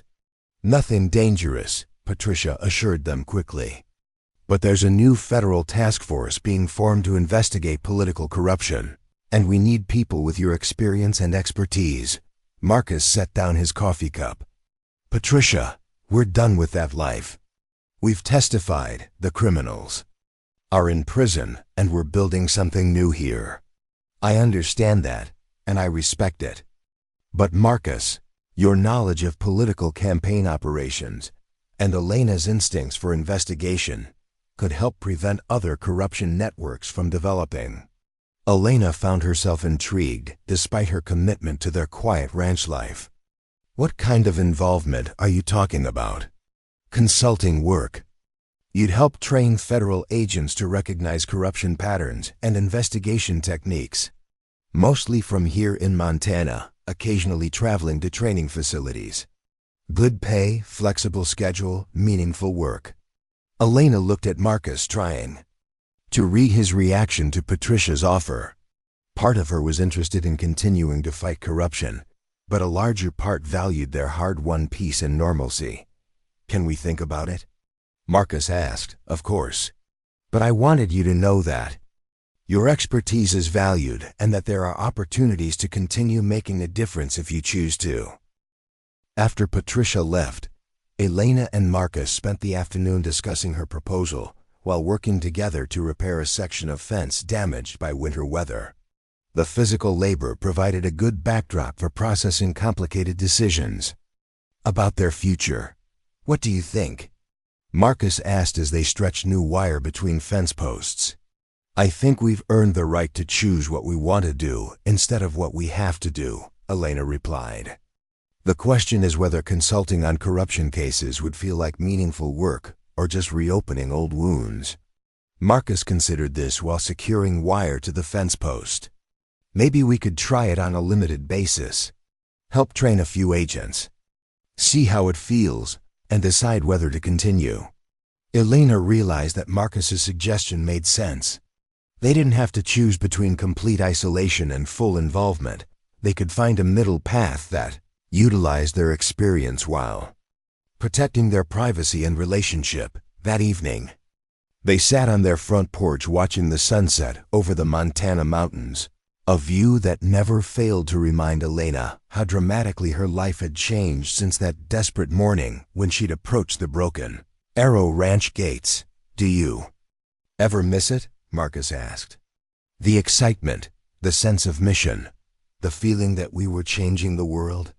Elena considered the question while watching their cattle graze in the golden light of approaching evening. "I miss the sense of purpose, but I don't miss the danger or the uncertainty. What we have now feels more valuable because we chose it freely." Marcus reached for her hand, and Elena felt the same connection that had sustained them through the most dangerous and challenging phases of their journey together. "Elena, meeting you was the best thing that happened during the worst period of my life. Everything we've built since then has been better because we built it together." Elena squeezed his hand, thinking about the unlikely series of events that had brought them from desperate strangers to married partners building a life based on love, shared values, and hard-won wisdom. "I love you, Michael Carter," she said, using his new name but meaning the man he'd always been underneath whatever identity circumstances had required. "I love you too, Elena Carter. And I'm looking forward to finding out what we build together." Next, as they watched the stars appear over the Montana landscape, Elena reflected on her journey from homeless job seeker to federal witness to ranch owner and wife. She'd been looking for work and stability when she'd approached Marcus's ranch, but she'd found something much more valuable: partnership, purpose, and the kind of love that made everything else worthwhile. The next morning, Elena called Agent Patricia Reynolds to accept the consulting position, with conditions that would allow her and Marcus to help train federal agents while maintaining their ranch and their marriage as top priorities. 6 months later, Elena stood before a class of new FBI agents at the federal training facility in Quantico, Virginia, teaching techniques for recognizing and investigating political corruption. Her presentation included lessons learned from the Morrison case, but more importantly, it emphasized the importance of protecting witnesses and maintaining integrity, even under extreme pressure. "The most important thing to remember," Elena told the agents, "is that fighting corruption isn't just about exposing criminals. It's about protecting the people brave enough to tell the truth, even when that truth puts them in danger." After the presentation, Elena flew back to Montana, where Marcus was waiting at the Billings airport with flowers and a smile that reminded her why she'd fallen in love with her. Up next, you've got 2 more standout stories right on your screen. If this one hit the mark, you won't want to pass these up. Just click and check them out. And don't forget to like, subscribe, and turn on the notification bell so you don't miss any upload from us.